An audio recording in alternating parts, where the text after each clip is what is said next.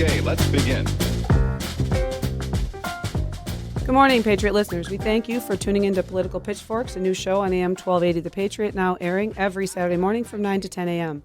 Political Pitchforks brings you candid talk about state and national issues that impact our freedoms, and we will discuss what our elected leaders are and are not doing to defend our liberty. I'm longtime conservative Susan Sjogren Smith.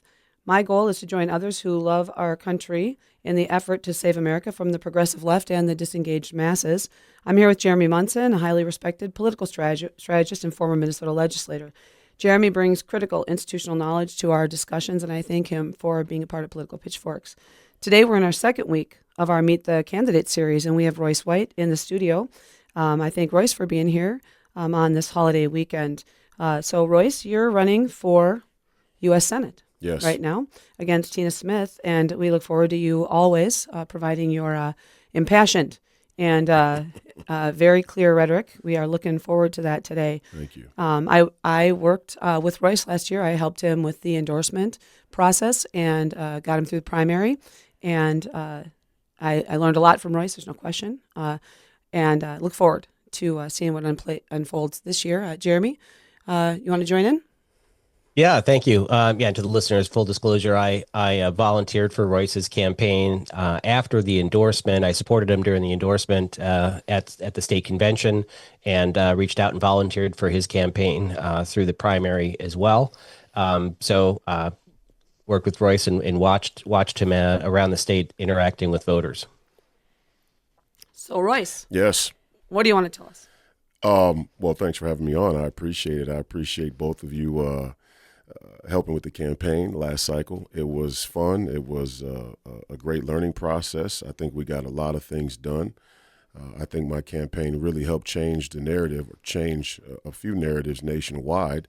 And every U.S. Senate race really is a nationwide race, or it should be seen as a nationwide race, because every U.S. senator casts a vote on legislation that affects every single American citizen in this country, and many citizens beyond. Not that should be our first priority, but the Senate has huge implications well beyond the state of Minnesota. So, a Senate race, in my opinion, does affect the nationwide narrative. And we went to work on a lot of narratives, and I think for the most part, I'm proud of everybody who worked on the campaign, that we came out of it somewhat unscathed and managed to actually get a higher percentage than anybody else has gotten against Amy Klobuchar, which, and if you would have asked me, I would have said,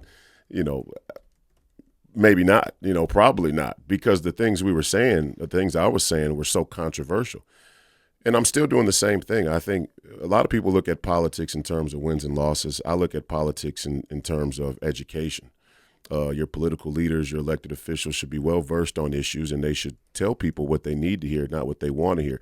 You can tell people what they want to hear, and you may win. You still may not win, even when you tell people what they want to hear. But telling people what they need to hear is something that pays dividends and is beneficial for the long term in the overall health of the country. So that's what I'm here to do again in 2026. We're going to keep telling the truth and working on the narratives that are holding this country back. Yeah, Royce. Well, I'd love to jump in to talk a little bit about your stance on no new wars. You've been much of a non-interventionalist, as I like to call it. You share my vision or my views on not getting involved in endless wars. Yeah. I know that a lot of people in our camp have struggled recently with the Israeli conflict with Iran. Where are you on this issue, and do you think that that President Trump made the right decision? Do you think members in Congress are too heavily influenced by foreign lobbyists in this matter? And kind of how do you? Well, we could talk about Israel first, and then maybe chat about Ukraine too. Well, here's what I'll say: the border debt forever wars sort of slogan, and I hate to call it a slogan because it's not a slogan. It's my firm beliefs, and I do believe these are the first priorities. We still need to take care of, it appears, in this country. Although President Trump's done a fantastic job at the border, the debt and the wars are still on the, on deck, so to speak. These are principal matters. They're not matters of opinion, and they're not really up for debate, in my view. with that being said, do I think Donald Trump made the right decision? In retrospect, I would say yes. I think he called the Iranians bluff. And I think the Iranians and many other Middle Eastern and Arab countries and Muslims in general have been used as a cudgel against the American people to fund forever wars over and over and over. Not only forever wars, but just military spending. It's like we always have to be ready to fight the Muslims somewhere because they're just everywhere. They're coming. And as much as the Iranians yelled death to America, death to Israel, death to the West, they really did light off only a few firecrackers there in response to our full force military offensive. So I guess in retrospect, if you want to say President Trump called the Iranians bluff, he did. And what was most revealing of the whole conflict, in my opinion, was in their response, they called and let the president know ahead of time, right? Or they told us ahead of time, hey, we're going to attack. That lets you know two things. Partly, there's a theater to geopolitical conflicts, kinetic warfare, which most of us don't really feel, in our everyday lives as we interact with the news and the headlines and whatnot. So there's something going on to war behind the scenes that we're not very familiar with as citizens, and we need to become familiar with it. The other thing is, again, the Iranians were not as bloodthirsty as some would have had us believe. Does that disprove that we should have taken a military offensive?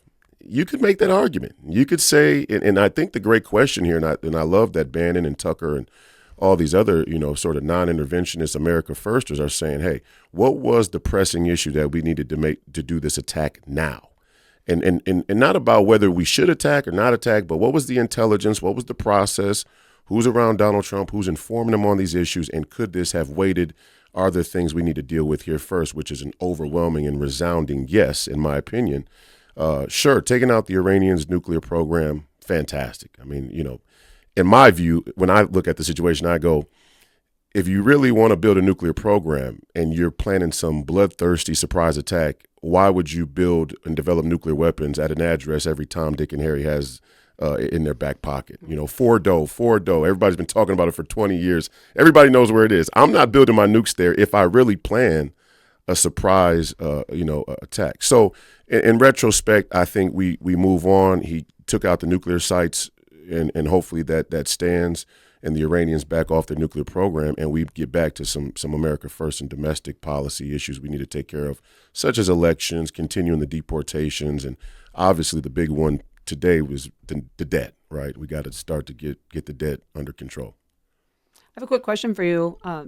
When this began with America's involvement, Iran launched into a pretty clear tirade about activating sleeper cells in America. Yeah. Which to me is demonstration of that we are in a war, whether we know it or not. For sure. So what do you want to say about that? Well, I think the sleeper cells are here. And I don't think they're just Iranian. I think there's an entire international coalition of anti-American actors who hate the country and have bought into rhetoric that America is the great evil. Obviously, I don't agree with that, or I wouldn't be running for U.S. Senate. There are some people in the Congress, by the way, who do believe in that same ideology. We need to try and weed those individuals out. For sure. But I would say, the deportations are the most important issue. We have to ramp the deportations up and finish the deportations. We also have to clearly communicate what the deportations are going to include. And I think it'd be right for us to to draw a line. To backdate just from when Joe Biden has been in office the last 4 years. If you want to include, some of the tail end of Donald Trump's presidency as well, because there were some illegals coming across the border then as well, fine. But we don't want America thinking that we're coming to get people who naturalized that showed up 35 years ago. I mean, I don't think that's a tenable political strategy. And I don't think that we need to get rid of those people. The big issue is the last 4 years that Biden's been in office and all the illegals that came across. As we get ready to head into a quick break, I just want to thank the listeners for tuning in to Political Pitchforks today. And we're going to be back in a few minutes to delve into some pretty important national and state issues that are arising this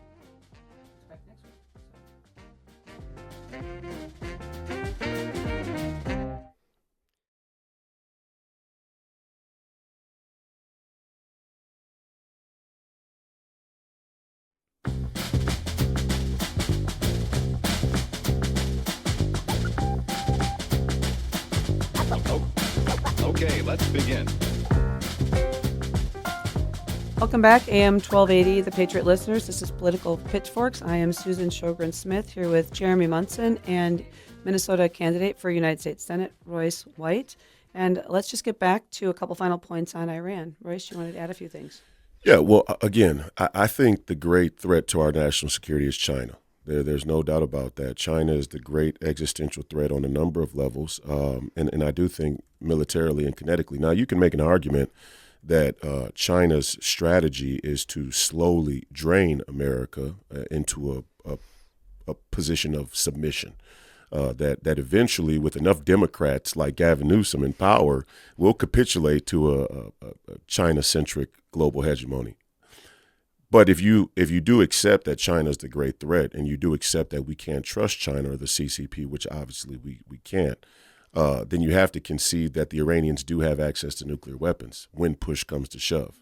It's just a matter of China wants to push that button, or North Korea or Russia. I mean, you go back to Mackinder's land theory, the Mackinder World Island theory, very tough to guard things that you can't walk to. And when your opponents can walk to the supplies or resources they need, or in this case, alliances that they want to fortify, you got problems, right? You got logistical issues.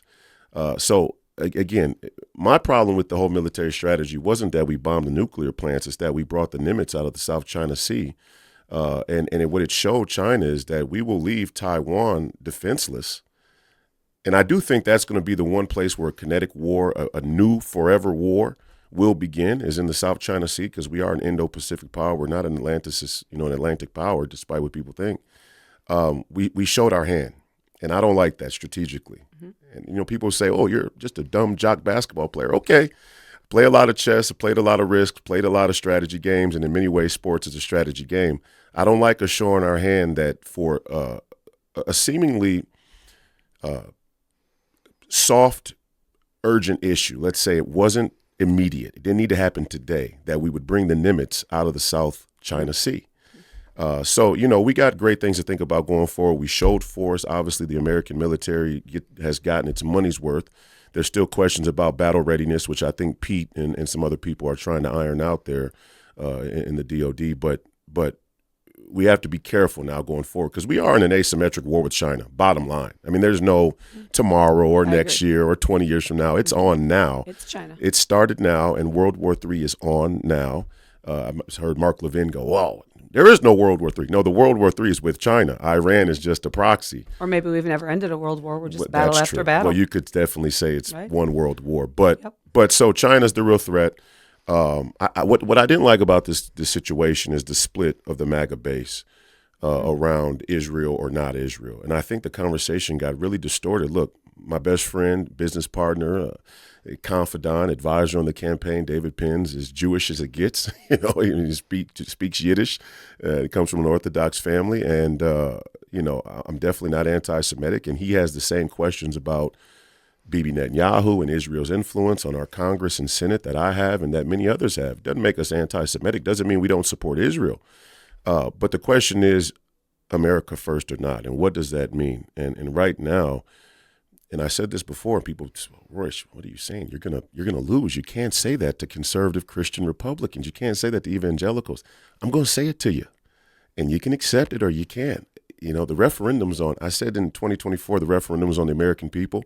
In the midterms in 2026, the referendum is on Christians. That's right. It is. The referendum is on the Republican Party of Minnesota. The referendum is on us, that we're in that small corridor echelon of being petty versus being practical. The practical thing is to acknowledge, while we care about Israel and we love our Jewish brothers and sisters, Israel was the first creation, official and formal creation of the United Nations. So if we accept that the United Nations as a body has been hollowed out and corrupted, capitulated to China, right? China's taken island chains there in the South China Sea. The UN says, "Hey, this isn't right. You guys are crossing the line," but they don't bring down any sanctions, right? Yep. They're just a proxy for the CCP. Can I ask you a quick question? Yeah. So, I think this issue of America First is, especially here we are going to start a 1-year birthday celebration of the founding of America, which clearly the founders when you speak about being a dumb jock, I don't know if any dumb jocks founded America, but what we know is a lot of dumb farmers founded America. That's right. We know a lot of people who were just average people who believed in freedom and liberty, gave up, were willing to give up everything, truly did fight a war. That we have delegates in our party that are concerned about giving up a Saturday, right, to get our party together. So not only a Saturday, they're concerned about giving up a few extra minutes. Yeah, just it's literally unbelievable. Yeah. And so to me, I think, Buckley used to say he'd rather be governed, right, by the first 500 people in the phone book than the people in Washington. William Buckley. Yeah. And I think this is kind of where we're at right now as a country. We have to make a decision about if we're a globalist, part of a global agenda, or if we are actually a country that was created to show the world what it meant to be free, and we were going to defend that. Yes. And we're at a crossroads because we've allowed our schools to be corrupted, we've allowed our churches to be corrupted, we've allowed our families to be broken. We've done all this for convenience and for fun and for our living in the military moment. too. Yeah, our military, everything. Yeah. So there's no question Trump has a huge fight, big hill to climb. Of course. And he's climbing it. No Every doubt. day. No This is why doubt. when people say, I can't give up a Saturday, I think, look at our president. Come on. He is leading. Gave his life. He's 80 years old. That guy is leading. He has convinced his family to do whatever he needs to do, and we should all be thinking about that. No doubt. So when you're talking about America first, that is a principle. If we believe in America first, and I think you and I have talked about this in the past, that this notion of put your country first applies to every president of every country in the world, Including Israel. Right? Right. And they're on, and including Russia. Amen. And you're Putin, and you got China at your border. We got Mexico. What's the bigger threat there, Mexico or China? No doubt. And so Putin is in a situation where America has created a boogeyman. In Putin, always Russia the boogeyman. Russia's not the same country today it was 30 years ago, 20 years ago, right? But China is clearly a huge threat. So I'd just like to talk a little bit about this issue of America first, Russia first, China. Well, look, here's the deal. I think after the Second World War, people bought into the idea that the entanglement of international markets was a deterrent for war, a mechanism of peace. And I think it worked for a long time. And it's just kind of like if you're young and you come into money, I mean, money will blind you and distract you to the problems you really have for a long time. And we print a lot of money, too much money. And so we can kind of keep the facade of peace and harmony going when really there's a lot of pus under that boil. That boil needs to be lanced. And the boil in this situation was internationalism itself, globalism itself as an idea. People have their own culture, their own heritage, their own nationhood. They deserve to have borders. Citizenship matters. There's never been a civilization that has successfully governed the entire planet. It's not possible. Governance is best when it's local, right? And the bigger you get in governance, the more shortcomings you're going to have. So we shouldn't be trying to govern Russia, and Russia shouldn't be trying to govern America, and Brussels shouldn't be trying to govern the both of them, and Klaus Schwab shouldn't be trying to govern Minnesota, right? I mean, it's just not tenable. So with that being said, you're going to see a return back to a more nationalist mentality from all the world leaders, and even China. I think Xi Jinping is a nationalist. Now, when you have a national identity or national ideology that lacks any sacred honor or faith, sanctity of life, the advantage that Xi Jinping has over Western leaders is that he's totally willing to sacrifice his own Chinese people in the interest of their survival. Right. Where Americans, we're hesitant about that. Since the days of Abraham and not sacrificing his own child, we go, a child sacrifice or sacrifice of our own is not acceptable outcome if possible.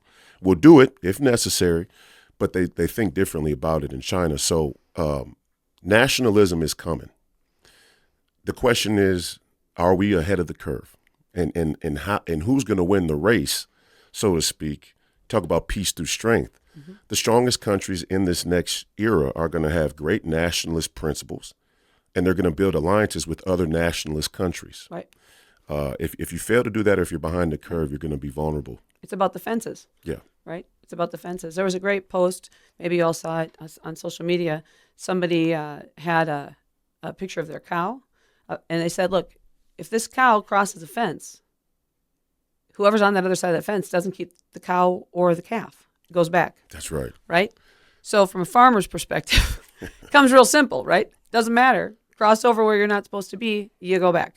And it's an interesting discussion, I think, that we're going to have about borders and respecting each It's other's the only borders. discussion. And, again, Think of Michael Savage, by the way, borders like, I think here we are. The MAGA movement, we just moved a mountain. Mm-hmm. We really did.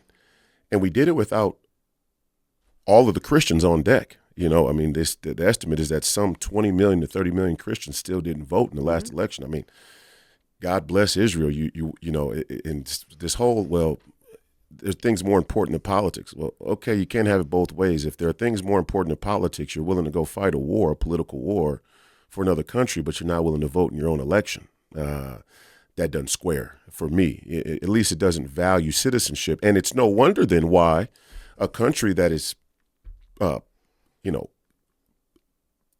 claiming to be Christian, this is a Christian nation, and I would love it to be, certainly has a lot of circles to square in terms of why we've let Satanists take over this country. How did it happen in the first place?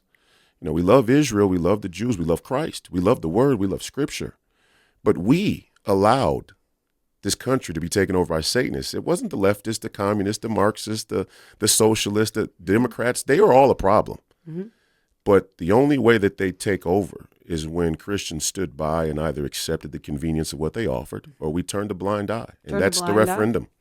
Yeah, turned a blind eye. As long as it doesn't affect me, I'm happy to pretend it doesn't exist. Yeah. Unfortunately, the creep of it. Especially in Minnesota. Right. And by the way, we lead. Law of Jonte, that Norwegian Minnesota nice culture. We got to shake that. That Minnesota nice, no question about it. When we come back, we're going to head right back into it because Royce is here and he's got opinions on everything. And we need to know what those opinions are. Is that right, Jeremy? Yeah, that's right. We'll talk about the big, beautiful bill. Great. Yeah, we're back in a few minutes. Thanks for listening to Political Pitchforks.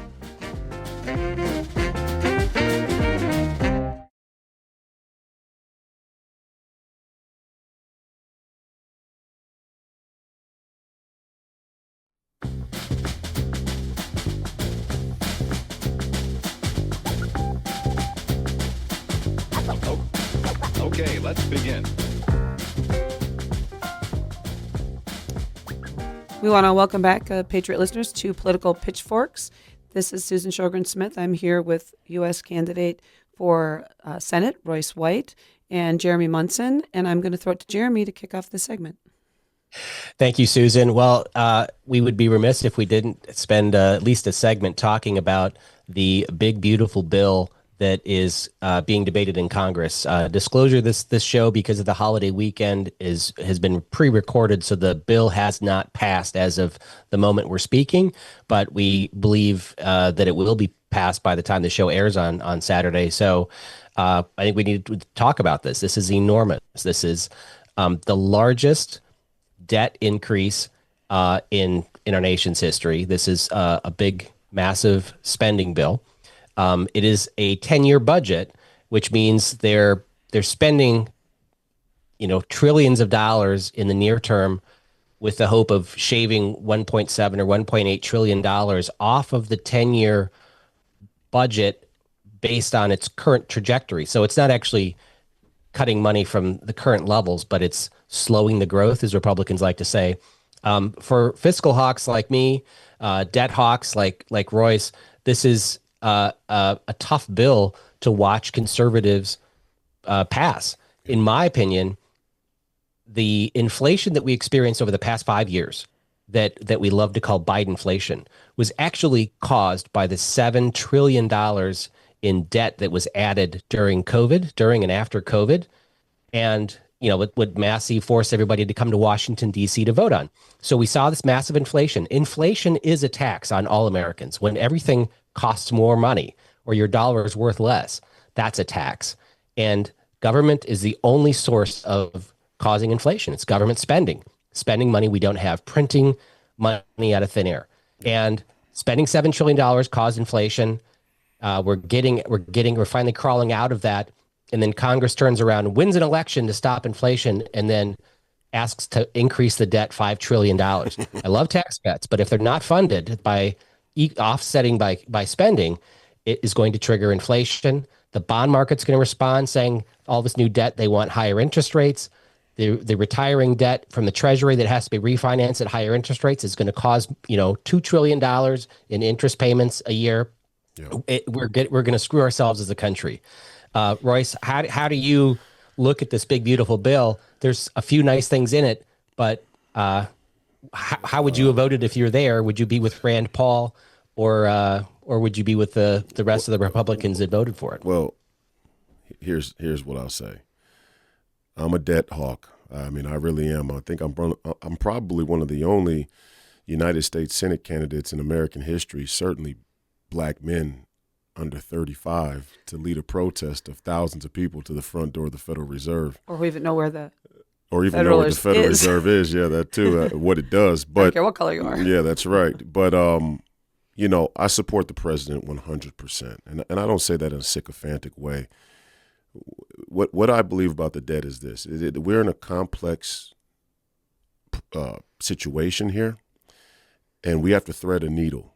And it's not going to be easy. And this, my genuine thought on it is the debt on principle, no. $5 trillion, too much. $1.8 trillion in cuts, not enough, shaving off, in my opinion.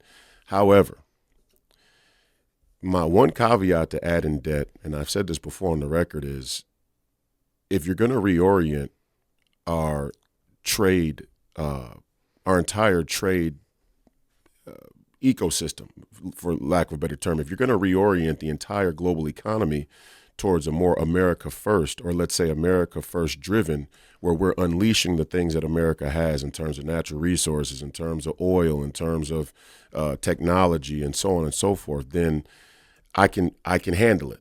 But those things have to happen. And I would have need to see some other things happen, or I would have liked to see some other things happen before this big, beautiful bill, such as how we're going to re-industrialize, right? And the reindustrialization is a big, big deal because you can go into debt as long as you're producing things and making things, right?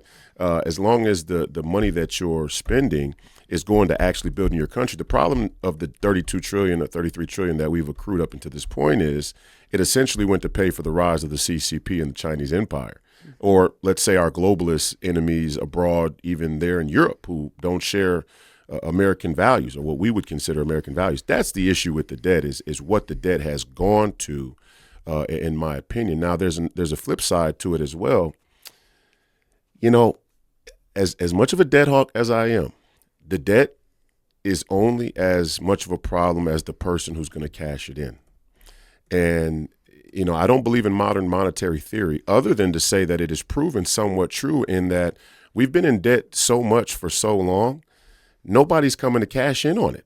And the reason why is because the Fed and the military industrial complex, but the United States military, are two arms of the law in that situation. The military props up our ability to continue to accrue debt as much as we want. Now, you could ask, okay, does that give the military an undue influence over we the people? And, there are constitutional questions there, and rightfully so. I think we should have those arguments like, okay, if we're really only backstopping the sovereignty, the economic sovereignty of the country by the fact that nobody wants to go to war with us, that doesn't seem like a constitutional, mechanism. I think we need to really question that. And I think that's what people like Rand Paul are questioning, like, okay, how far are we going to let this debt go?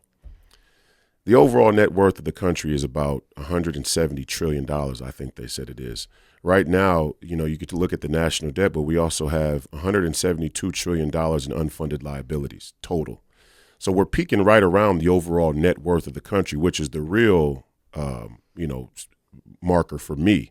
It's not necessarily the 33 trillion, because $9 trillion of it is on the Fed's balance sheet alone. I mean, they're carrying $9 trillion of phony money, and they're going to charge us interest on money they created at thin air. It's ridiculous. And I think we should make the Fed eat that $9 trillion tomorrow. I would have liked to seen that be in the big, beautiful bill, and I would have sponsored that. The Fed, you're going to eat this $9 trillion. Right. We're changing the market. We're changing our economy. We're reorienting the whole thing. First things first, you're eating this $10 trillion in interest. Okay. Right. That didn't happen, and there's question as to why it didn't happen. Okay, so there's a lot of questions going forward. What I'll say is that I probably could have been convinced to support the bill in talking to Donald Trump, but I understand his vision. When he talks about a hemispheric strategy, I understand what he's doing, and I do think on the other side of this, as long as America stays oriented towards an America first economic approach, then we will be able to overcome this $5 trillion. It's a lot, but we will be able to overcome it mostly because nobody's cashing in the debt. The question is what comes on the other side that we don't see. And I'm always cautioning people, the real herald on the horizon is AI. The real danger is that we continue to spend money to carry us towards this eventuality where we say, well, AI is going to solve most of these problems. Sure, it might. Farming may not be an issue. Disease may not be that much of an issue. In many ways, let's say small things like business, will become very, very efficient. But what do we sacrifice? The big thing I would have stood up and said right now with this big, beautiful bill is, one, I don't like omnibuses no matter what. Right. I'm radically opposed to omnibus bills. I don't care if you call it big, beautiful, or whatever you call it. I don't like omnibuses. But secondly, them pulling at least MAGA 1 and getting the moratorium on AI pulled out of the big, beautiful bill.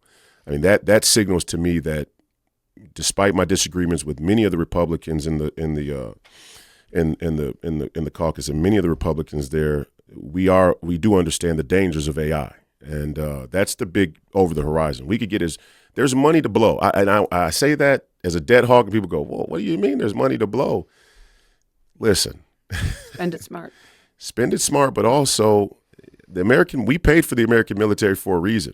And part of that reason is so we can defend ourselves against the Muslims, but also part of it is it's a huge creditor. It's a huge, asset. It's a huge asset to our net worth where people are, believe in our abilities technologically, but they also don't want to come cash in the debt. They'd rather, smooth it over and say, all right, we believe that you're going to pay the debt.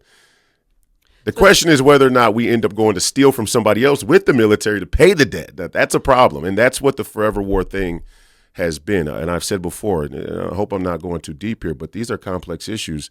The United States dollar is seen as our greatest asset because it's the world's reserve currency. But really, we ship our dollar to these places, and then it becomes a justification to put our military there. Right. So we're actually spending money to protect the national interests of our currency, which is just a racket, So I have a question for you. I don't even know if I answered the question, but hopefully I added some insight at least to how I would be thinking. I think it's great. And sorry, Jeremy, I just want to, you talk about manufacturing. Did Adam Swarzy talk about the global reserve currency? Of course not. So I think he went to defend it. When you talk about manufacturing, one of the things that we clearly have seen with Trump already is we have companies from all over the world that are now coming to America to build plants, which is critical. Amen. Because that is, I think, a cornerstone to everything he's doing is bringing things back. Tariffs work in the short term. Exactly. In the last 2 weeks, Texas Instruments announced that they are going to be spending $60 billion to start building semiconductors in America. Amen. And the more we bring away from every country that's an enemy back to our country makes us safer, for sure.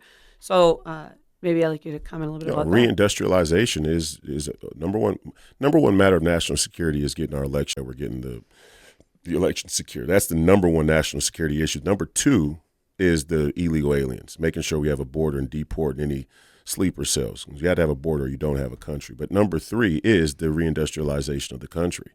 If you want to go to war, here's the thing. I don't want us to be an empire, but if you're going to be an empire, you damn well better build your own gear. That's right. You damn well better build your own weapons. So we got to make sure that and then we can decide whether we're going to be an empire or not, or how much or not, or our role in the world. But the first things first is we can't get our antibiotics and our lug nuts from China. Right. No, I think you're right about that. Well, the segments go fast here with Royce. We're going to be back in a few minutes. I think we didn't even touch on the fact that Trump is pushing to get the head of the Fed out. There's a war coming there, maybe to the courts, which brings us to some other court issues we can bring up in the next segment. So thanks for listening to Political Pitchforks. We'll be back in a few minutes.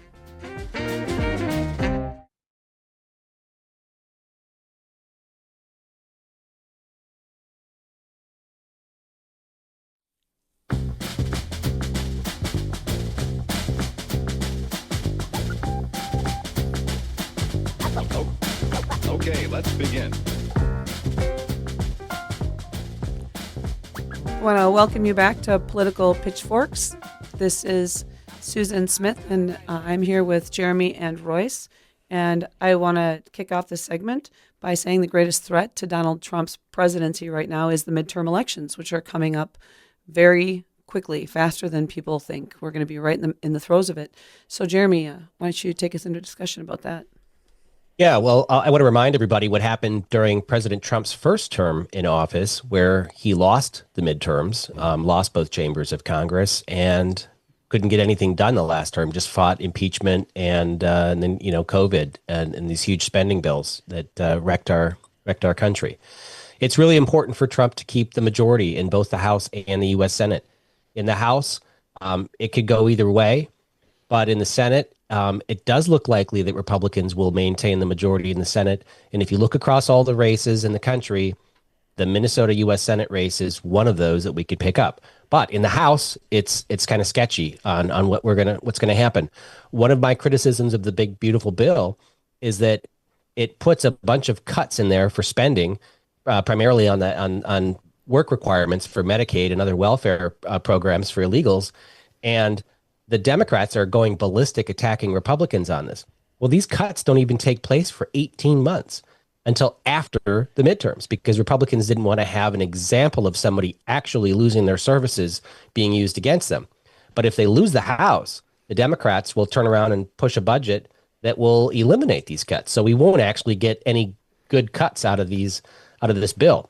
So I think it's a failure. If you're gonna make significant cuts, make them now, and then you can deal with the repercussions. If Republicans would have, tried to cut trillions of dollars out of near-term spending, it might have actually been worth losing the majority over. But let's shift into talking about the campaign for U.S. Senate, because this is really what it's going to come down to: the issues, who's running. On the Democrat side, we have Angie Craig running for U.S. Senate, and current Lieutenant Governor Peggy Flanagan, who's on the outs with Walz. They're both going to go for the probably the primary and duke it out, which would be great for Republicans. Yes. Royce, which candidate on the Democrat side are you hoping to run against? Ilhan Omar, Keith Ellison. Give me somebody. Bring Dean Phillips. Give me a heavyweight. I love Angie Craig and Peggy Flanagan as opponents.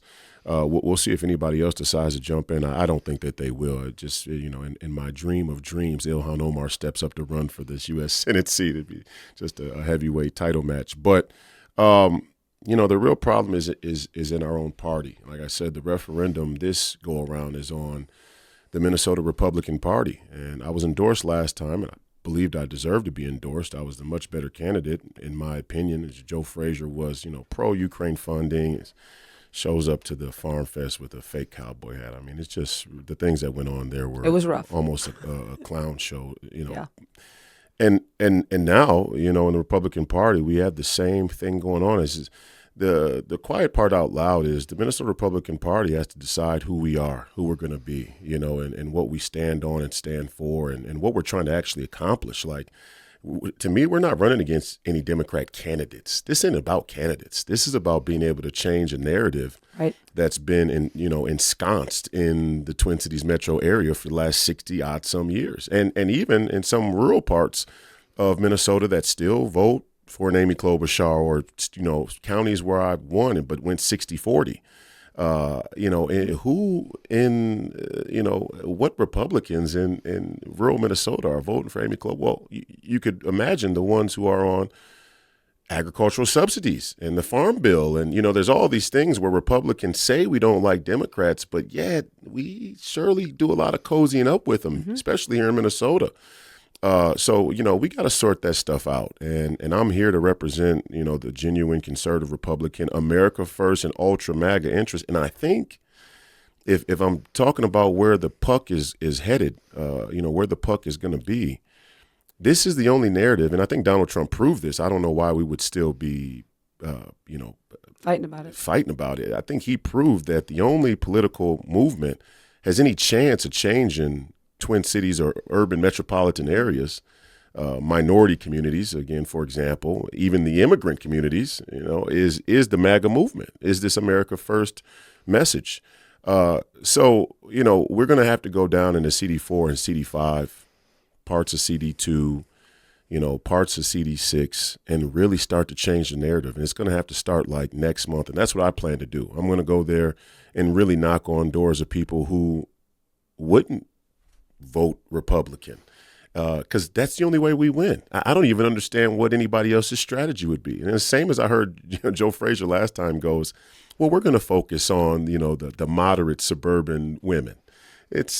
Give me a break. In what world? It's just. Well, you can focus on them, but you need to tell them the truth, that if you don't get engaged in politics, your children are under attack. Your children are being trained to hate you. When they say, right. What we've come to accept in this country, and this is what I firmly stand against as a candidate, what we've come to accept is there is a level of dishonesty that your candidate should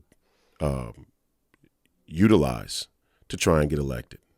So, you can't say these things to these people because then you'll never get elected. It's like, well, if you get elected lying, first of all, Christians should oppose that on face value, which I'm not so sure we do, right? And in fact, I see a lot of evangelical Christian people in elected office, like Joe Biden, for example, but also Republicans who lie all the time. I mean, they just lie. It's like their go-to move. So it's like, what kind of Christianity is that, first and foremost? But secondly, we have to really, really start to demand that candidates tell us things that we don't want to hear. The reason I like Donald Trump and the reason I kind of changed in my opinion on Donald Trump from, let's say, 2016, which I liked him better than Hillary even then, but even when you watch it from afar and you're just reading headlines, you're not really tuned into it. You could get easily lost in the brouhaha. Mm-hmm. But the one thing that stood out about Donald Trump to me that converted me to a full-blown supporter, I mean, I'm a die on the hill kind of Trump supporter. Mm-hmm. I wrote it on the side of my head on national television. Every Tom, Dick, and Harry that doesn't like Trump, they see, Sharpie ink on the side of Royce says 2020 for Trump 2024. And I hope he goes 2028. We could argue about that some other day. But, the thing that stuck out to me is he said things that I didn't want to hear. He said things that challenged me personally. He said things that challenged us as citizens, that challenged the way that we think about our life and the way that we want to be governed. And we have to now do that as a Republican Party. I have to do that as a candidate in the city. I can't, keep telling the black folks down in North Minneapolis or St. Paul, the Hispanics or the Somalis or the Hmong. I can't keep telling them, hey, don't you understand the fiscal policy? They don't care. They're making the same sort of calculation we made by putting $5 trillion on the debt. They're saying my runway is 75 years. I got to try and survive now. Okay, we have to point out the pitfalls of that lifestyle, of that existence. We have to say to them, sure, but you're going to be a slave to the government. Don't you understand? Right? And we failed to bring any message to the Twin Cities. I mean, it's not about what the message is. We just failed to be there. And I think that's partly why the Republican establishment is really threatened by me in the state, is because they know that I will go there, that I want to go there, but I want to bring Republicans there. I don't want to go in as some lone messenger and say, believe me when I tell you these other Republicans aren't racist. Well, it's because they're not. But we have to have that, there's this whole outstate and in-state. There's one state. There's one state, and the policies of this one state are crushing this state, and that's what we have to solve. So, Royce, I believe there are Republicans in Minneapolis and St. Paul. They're there. They just don't show their face because it's not politically correct, and there's a culture of attack on people who speak up. We have to empower those people. But I don't feel it, Susan. I know, but we've got to find a way. What I'm saying is this. Yeah, we've got to find a way. For all of the narrative about Republicans in the Twin Cities, in Minneapolis, I ran as a 6'8" black man who comes from the city, athlete that people know my name and face. They know I supported Trump. I wear my red hat everywhere I go. I'm at all the varsity high school basketball games.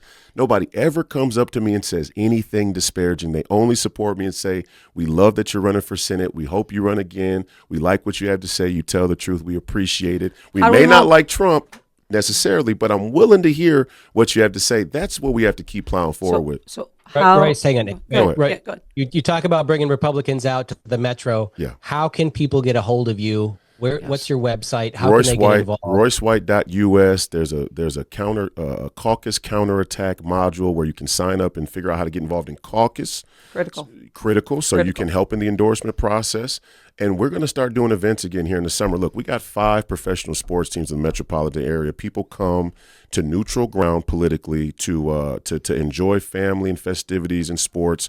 That's a perfect place to reach out in a world where people don't necessarily like answering their door to strangers. Sometimes it's dangerous, or the phone. Mm-hmm. So we got strategies. We're gonna plow forward. All right. Well, that brings us to the end of this week's Political Pitchforks. We are looking forward to being back next week, every Saturday morning, 9 to 10 a.m. on AM 1280 The Patriot, and we appreciate you tuning in.